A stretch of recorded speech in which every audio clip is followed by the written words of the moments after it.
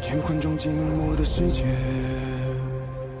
明暗交叠的夜，我从混沌中来书写漫天风和雪，坠落凡尘的红烈，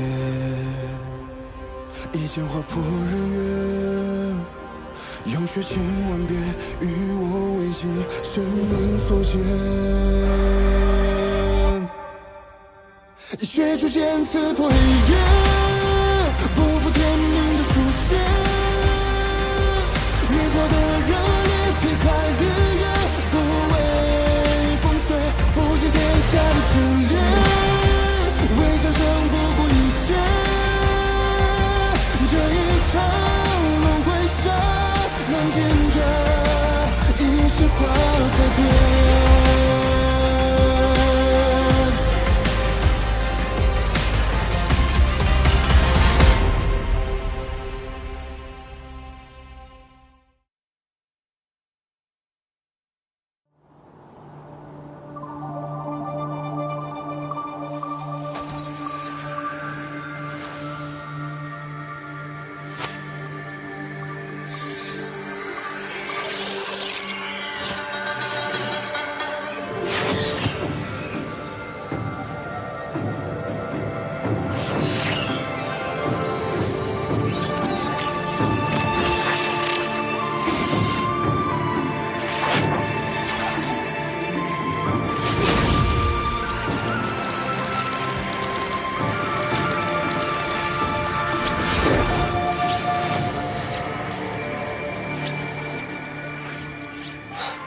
好了，阵法成了，只需10息便能到鹰雪城。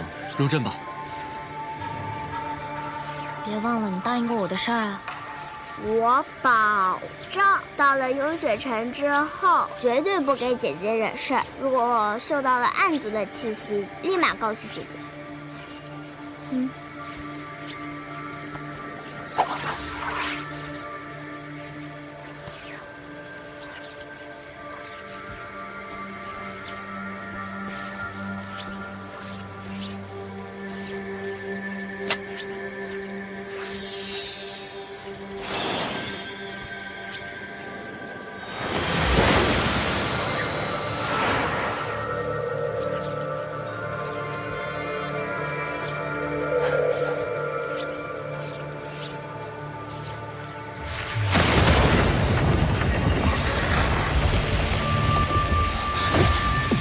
怎么回事？有人逆转了法阵，改送为杀。风瑶，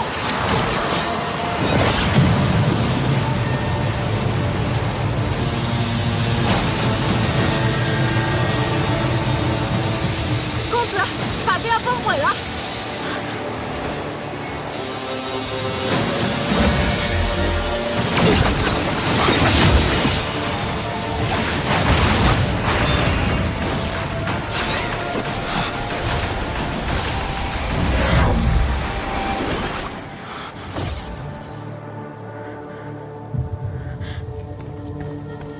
你没事吧？无妨，没事。所幸是你今日已恢复了6成灵力，否则我们方才都得死在这里。英秀山庄并无人入侵，到底是如何动的手脚？应是这起阵材料出了问题。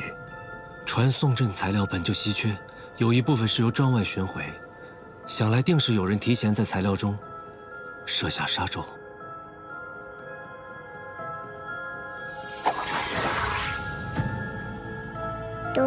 都怪我没能及时嗅出杀咒的气息。这不怪你。杀阵本就隐蔽，难以发现，加之起阵还要炼化材料，它就会变得更隐蔽，肯定更难发现了呀。你才多大？要是连杀阵都能嗅出，就不用到处吸宝器修炼了。我们都在呢，还轮不到你自责。这一切都在桑启和九仙阁的计划之中。或许从净化宫开始，就是个一石二鸟的局。你是说，净化宫出事，一是为了盗取玉令，二是为了声东击西，好让他们有机会对传送阵动手脚。你最是精通阵法，若你在，很容易发现材料出了问题，所以他们故意闹出大动静，将你也一并引开。也对，南庄主研修出传送阵一事不是秘密。你从暗域出来之后，没有直接回雍雪城，而是选择来运秀山庄。他们应该已经猜到你灵力尚未恢复，想要借传送阵回雍雪城，还真是环环相扣，步步杀招。眼下我更担心雍雪城的情况，不知他们会如何出手。纸雁发出已有几日，谢盟主定已收到消息，你也不必过于忧心。如今材料已毁，若要再次寻起，需要多久？这恐还需10天半月吧。那还有没有别的办法，能尽快回雍雪城？倒是还有一物。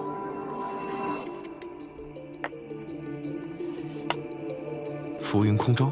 没错，这是旧日碧霄宫少公主傅兰生打赌输给我的，已经好多年没用过了。传送阵呢，时息便可抵达，它就要耗时多一些，所以一开始并未考虑。只是眼下这情况，用它代步，总比御剑和骑马强吧。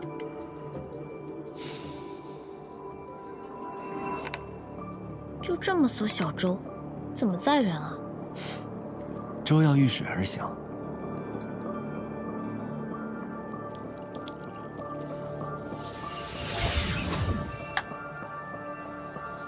现在我们便可上路了。怎么上啊？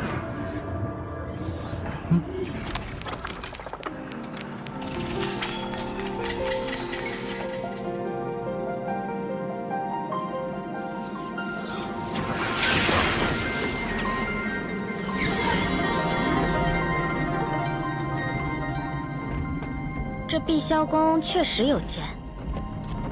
你们雍雪城财力怎么样？你把我从暗域绑出来，我可没带什么钱。做雍雪城弟子有没有津贴啊？给你句忠告，到了雍雪城，还是多听少说为好。要是犯了事惹了怒，我可不会帮你。你现在是这么说，方才危急关头也不知道是谁，只有6成灵力，还是分了护盾保护我。谢雪晨，你就承认吧，你就是舍不得我死。舍不得你死，和不让你死，根本不是一回事。嘴硬。许月，此次危机比我料想的要严重很多。你并非仙盟中人，不必继续犯险。雍雪城你别去了。现在说这样的话，也晚了。桑启与朽仙阁联手对我运秀山庄出手，毁我天才地宝，这笔账我定是要讨回来的。不然运秀山庄今后如何立足？许月，我心中有数。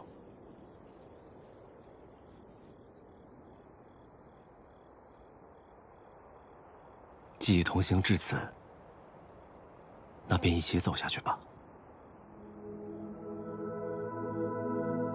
穆姑娘，介意吗？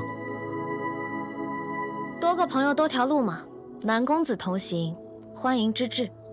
那便好。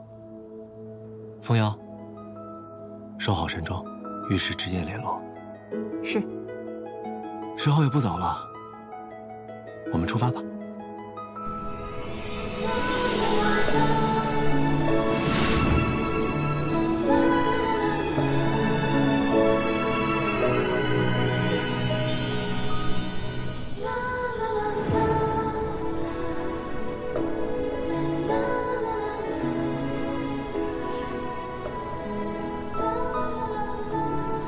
阿宝，别颓废了，出来吧。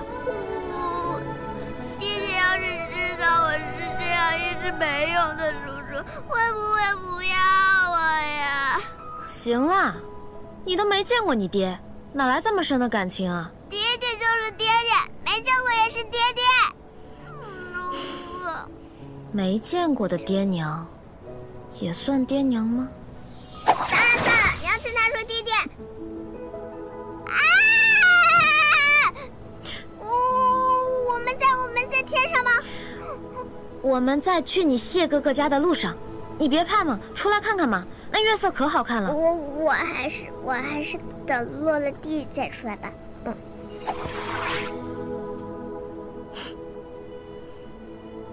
就你这小破胆，还想跟着我啊？啊，是的，我想要学本事。木姑娘，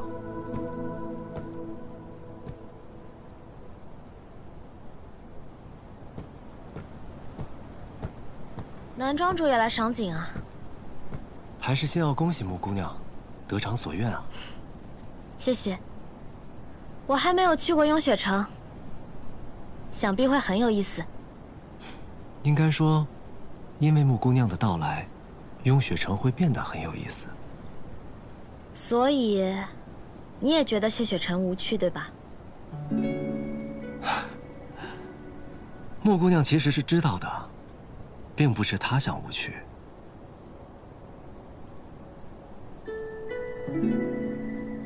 天生识窍者，背负的东西很多，被期待的很多，被束缚的也很多，甚至有的时候连自己都分不清，这世人所敬爱的是这个人，还是仅仅是这个人身上可以守护世间的力量。南庄主是在说谢雪晨，还是在说你自己？毕竟南庄主曾经也是天生识窍之人。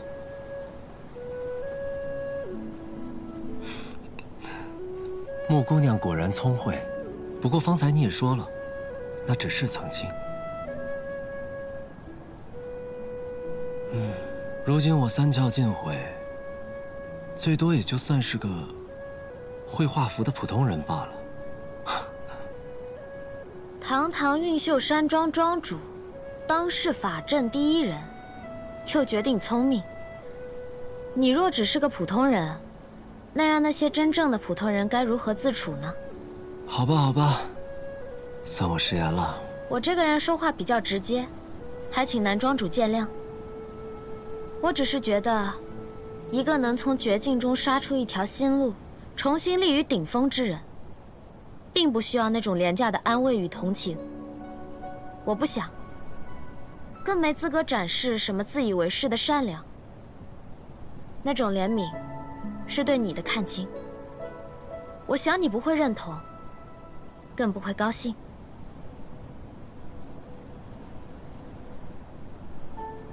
木姑娘虽是灵族，可看人却十分透彻。彼此吧。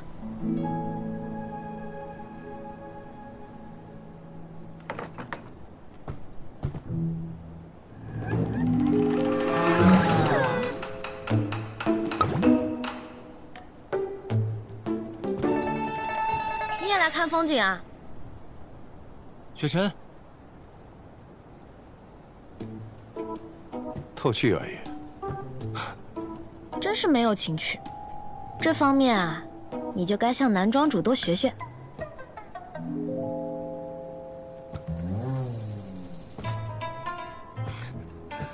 到了雍雪城，你若再这般说话，恐怕是没几日就要被逐出师门。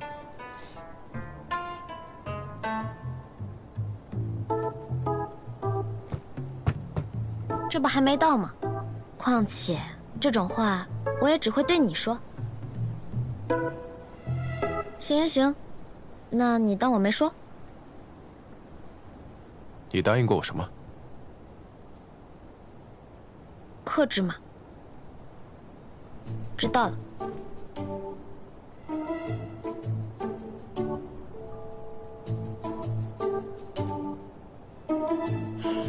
这心情一糟，连带着月色都不这么好看了。你们聊吧。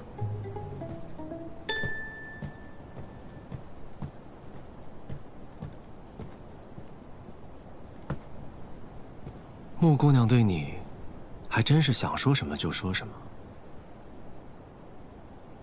有时候也未必是件好事。这不好吗？你不是从一开始就想把他看清楚吗？我还有一事想问。何事？你为何答应穆姑娘，要带她回雍雪城呢？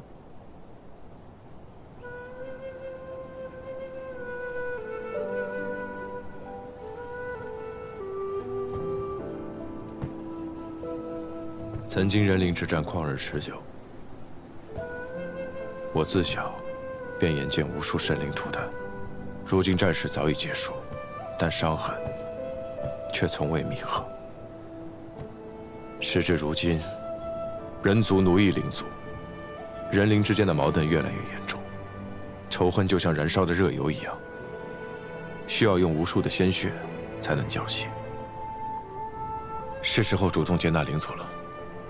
就从容许灵族入门开始，而穆玄灵便是这第一个。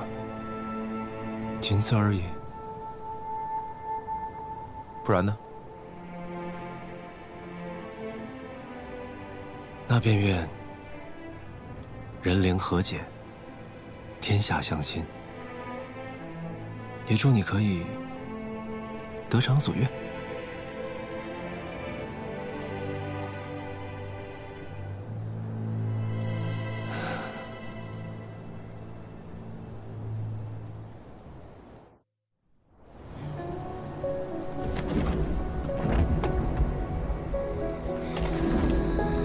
这就是雍雪城啊，看上去也不像是什么好玩的地方。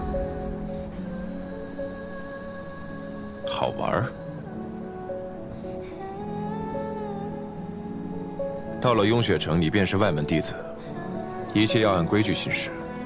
雍雪城戒律森严，绝不会姑息门中弟子，便是我也不例外。当然，我一向都是奉公守法，最听话的，你知道的。雍雪城是个和镜花宫截然不同的地方，想来穆姑娘很快会体会到这一点。有什么不同啊？仙盟五派处事各不相同，镜花宫生机盎然，但对灵族苛刻无情。至于这雍雪城，就像你看到这样，万里覆雪，凌驾于寒峭绝壁之上，洁白无瑕，亦容不得一丝误会。果然，雍雪城城主就是这样一位杀伐果决、铁面无私的人。不过没关系，如果他凶我的话，我相信谢少城主也一定会保护我的，对吗？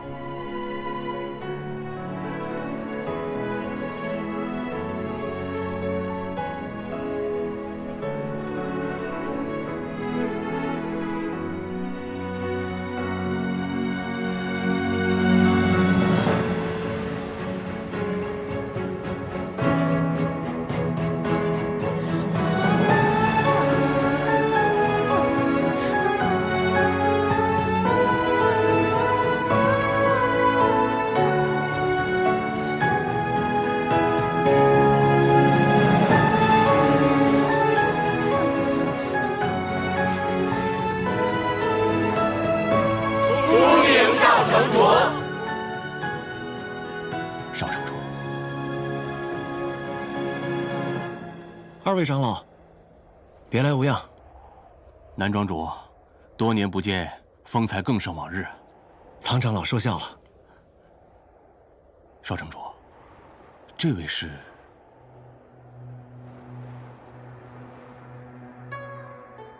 这位是穆玄灵，从今日起，便是我雍雪城弟子了。啊？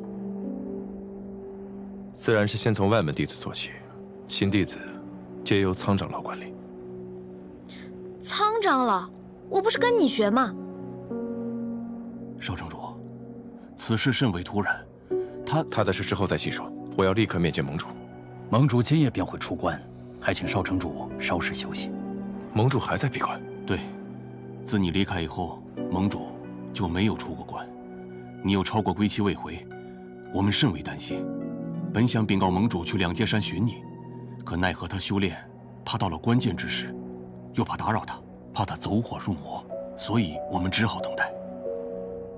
我曾以纸砚传信给他，他也没有任何提起，没做任何安排吗？信件。魏曾，这信中可有说起什么？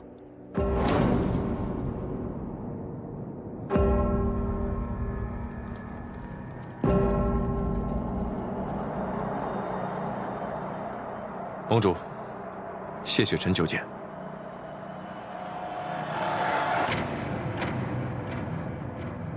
血是血的气息。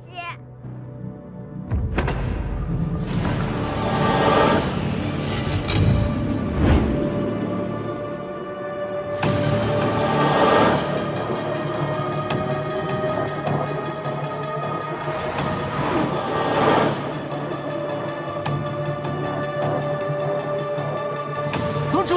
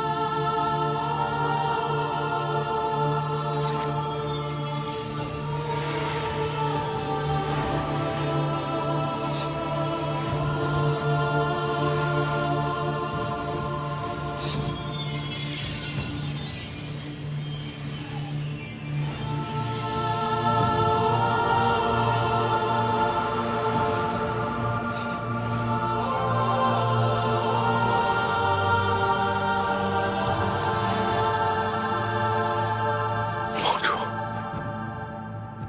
去世了。盟主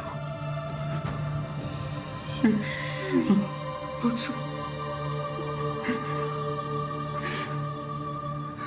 这不可能，这怎么可能？此乃雍雪城，是我们自己的地方，盟主怎么会？盟主法相清洁，永乾阁外又有弟子巡守，怎会被刺身亡而无一人知晓？这究竟是何人所为？是我都没保护好盟主，都怪我。怪我为什么不早进来看他一眼？查，必须要查出凶手是谁！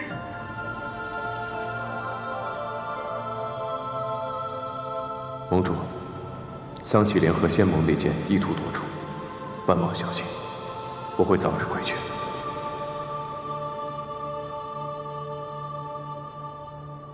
二位长老，盟主身故，雍雪盟臣实有大位。然二位长老乃雍雪城宗门主事，不能夸大。此非自责之事，亦非推搪之事，还请二位长老封锁雍雪城，代为传丧。其余诸事，雪臣自有安排。是。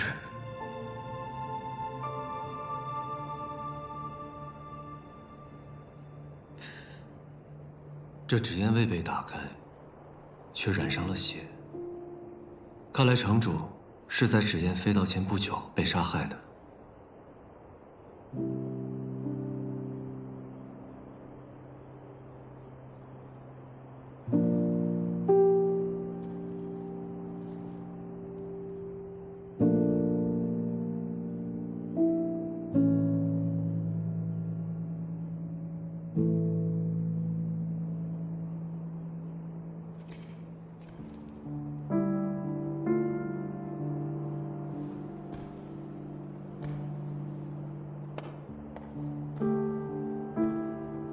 凶手是为这掌门谕令而来，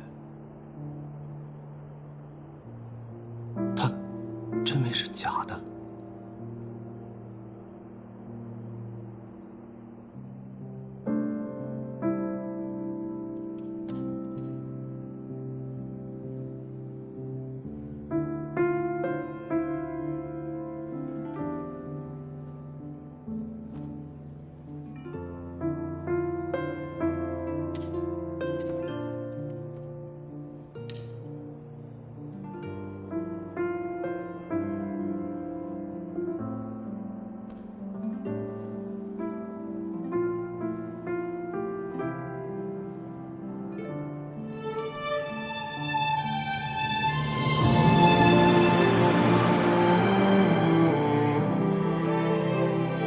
剑修无论何时都不能扔下自己的剑。你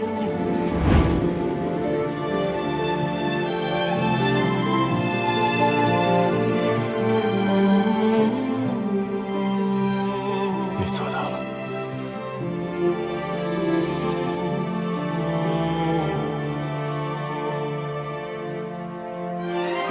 燕桃，在。父皇盟主的遗体。是。你要去哪儿？他去查看混沌珠了。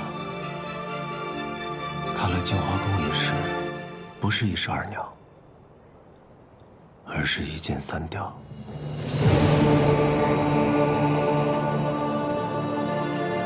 对方的目标，不止在净华宫，不止在杀谢雪尘，更在雍雪城。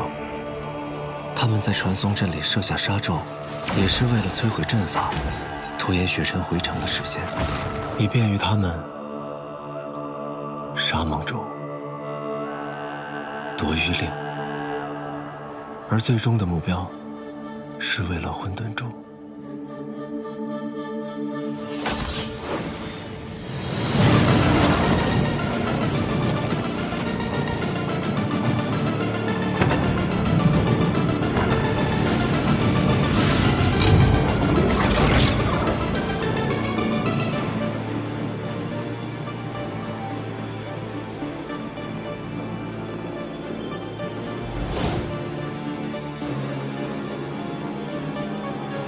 救得了镜花城，却救不了自己的父亲，他心里该有多自责？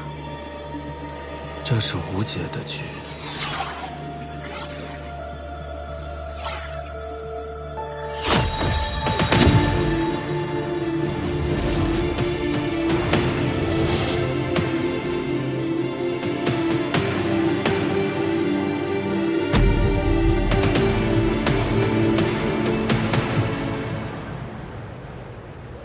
从回雍雪城起，他就没有休息过片刻，总是借着诸事麻痹自己。再这样下去，他会垮的。他知道谢盟主心中的期待，混沌珠、雍雪城、人族、苍生，每一样都被排在丧父之痛的前面。他只能这么做。可他就没有为自己想过吗？南庄主，你认识他多年，他一直都是这样吗？说起来，那是很久以前的事了。因为都是天生石窍，我与他总被拿出来相提并论。可很长一段时间，我们从未谋面。直到有一次，万仙阵出现了一道裂隙，有很多暗族流窜，为祸人界。我与雪尘同被派到两界山阻拦暗族。那是我们第一次相见。那时的他与现在有很大不同。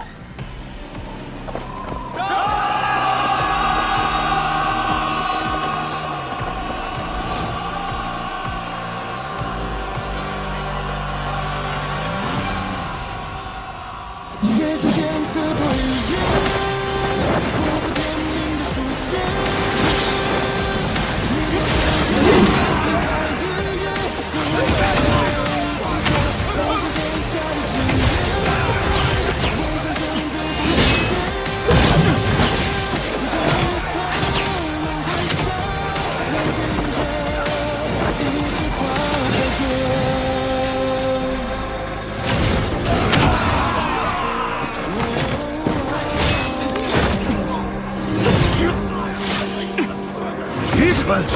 暗族会一次次复活，你们现在做的事情毫无意义。杀的比复活的快不就行了？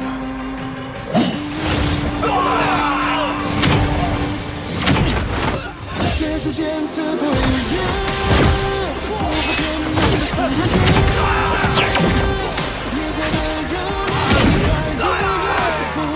小心！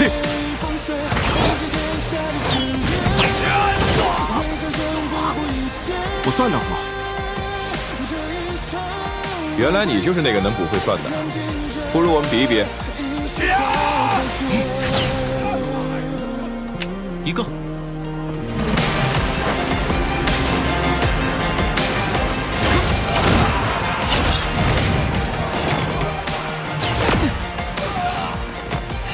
比你多一个。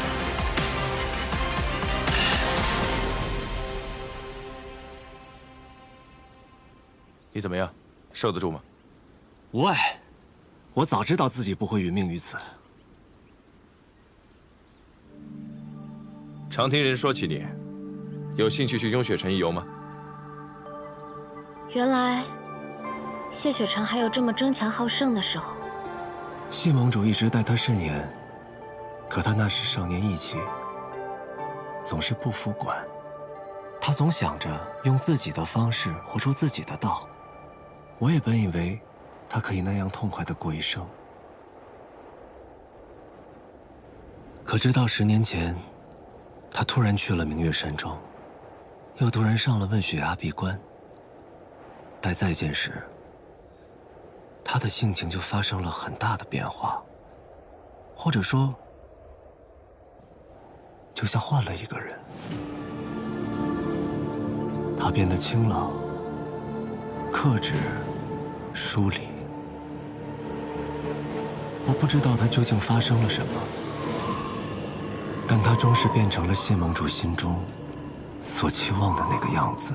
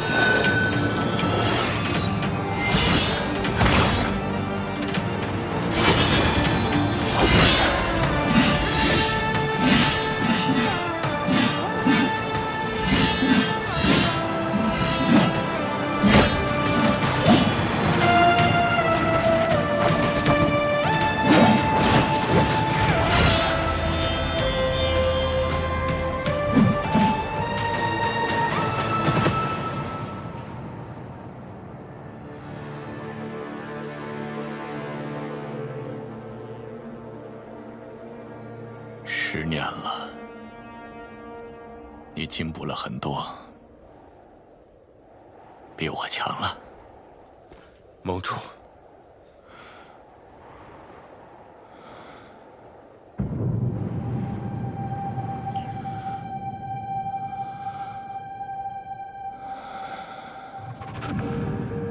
如今外仙阵有缺，你去将它补好吧。遵命。等你回来了，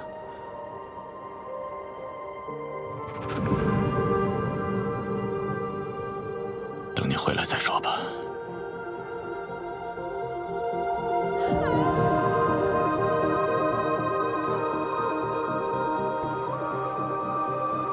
修道者不能有情当以身奉道，难道你忘记了？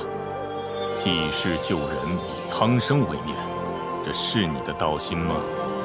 若是如此，那更要断情绝爱。你若有了偏爱，那如何以大爱去包容众生？你不该偏爱世间一人一物，包括你自己。等你回来了，等你回来再说吧。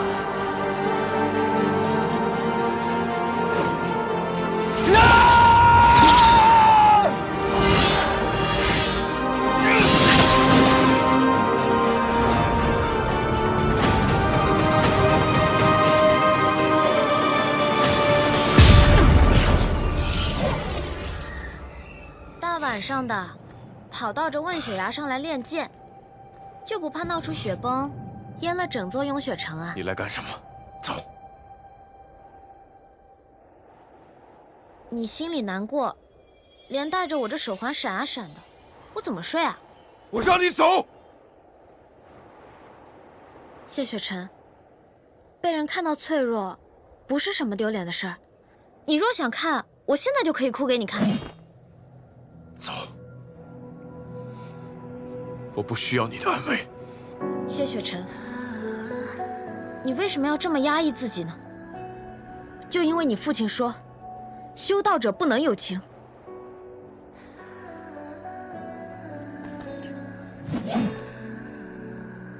当日在玉隐的贪欲牢笼，我看到了你小时候。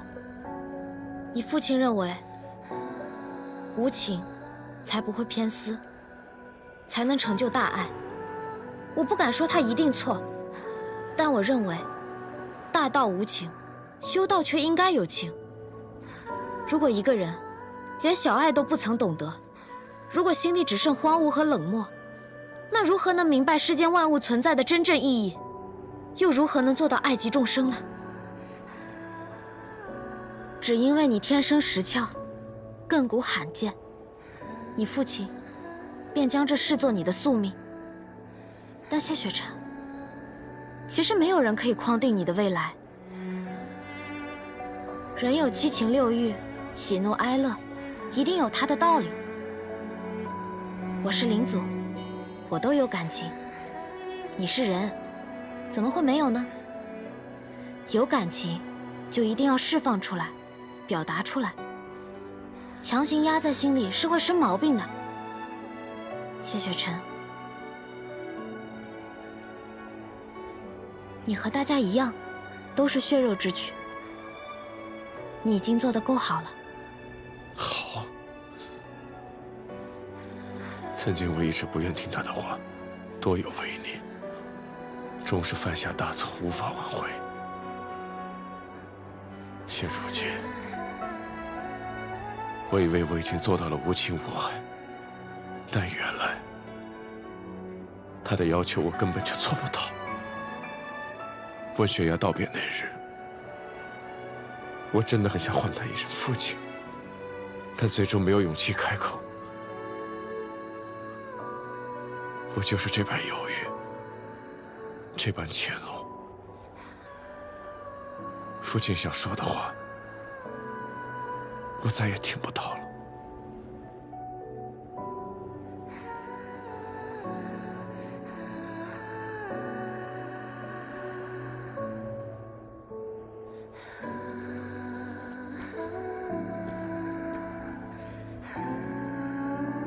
如果谢盟主还在，他一定想这样跟你说：雪晨啊，这么多年，父亲一直待你很严苛，但其实父亲一直都知道你有多不容易。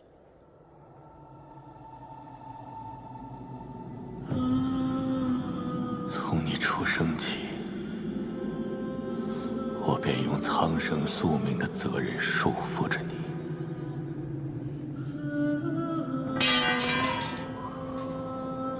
为了逼你断情，甚至毁你所爱，断你羽翼，囚你于这方寸牢笼之中。而这一切，只是为了应对将来可能有一日你会面对的困境。父亲也常常在想，是否是我太过由天自扰？也许断情并非唯一的方式，若没有我的强迫，你本该活得自由灿烂，海阔天空。父亲，断情去爱，说来轻松，但世间又有几人能做到？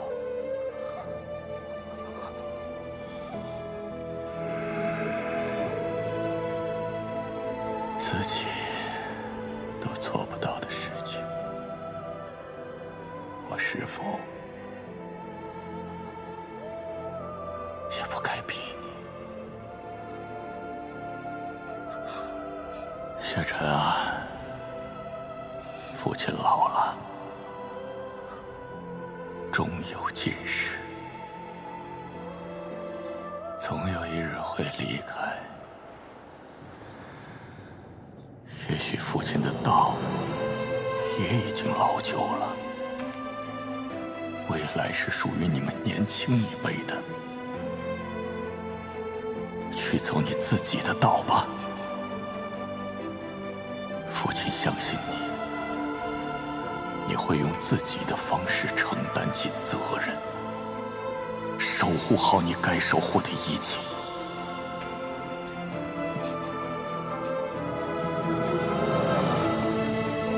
雪晨，其实父亲也很怯懦。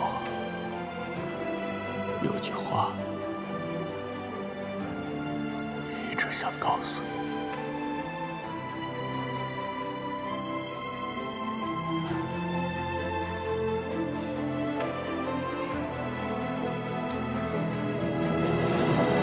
父亲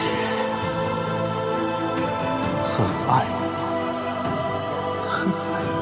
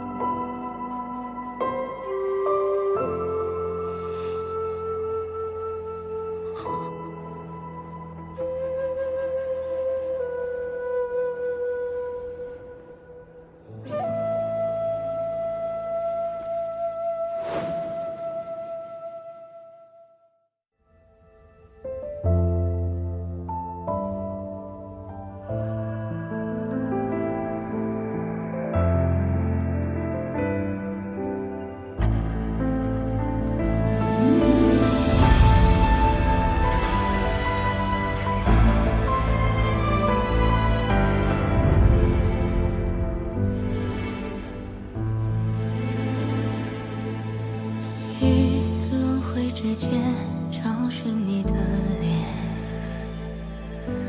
若心中的泪无人发现，可否还不知疲倦？因心有所念，痴情人不必问长路多远，为爱身披风雪。